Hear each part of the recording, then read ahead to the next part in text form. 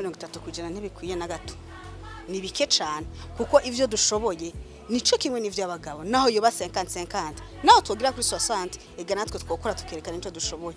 30 ntibikwiye na gato, ibice 30% ni bike cyane, na cyane cyane ko musanze muzi ko abakenyezi turi beshi boduha basubwo bwishi bwacu bakaduha ibidukwiriye tugakora tukaraba bakadutestinga bakabona ko tubishoboye. 30% nibike cyane, na 70 basi tuze dushanje gatoyi baduhe natwe twigerekane. Amategeko icambere nibaza ko batayazi, twari dukwiye kushika kure ngo tuyigishe, kuyiga turayiga, no kuyavuga barayavuga, no kuhabara hari ikigoye no kuyashira mu ngiro.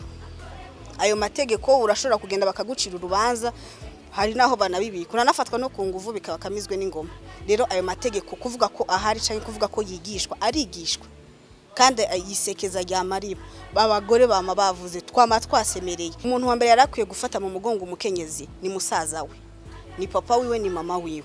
Mu gihe musaza we babana mu nzu atamuhaye agaciro cyangwa ngo abone ko ashoboye, akamwigiza kure, bikamba byumvikana ko ari bo bazokoma bazi imbere, agaciro ntituzokabona. Agaciro kari guhera mu nzu aho tubaye, bakatwemera bakabanza bakatwemera. Niba batakwemeye mu nzu wawe uwo hanze ntibazokwemera. Bisaba ko dufashanya, basaza bacu bakumva ko dushoboye mbere yuko umuntu wo hanze yumva ko dushoboye.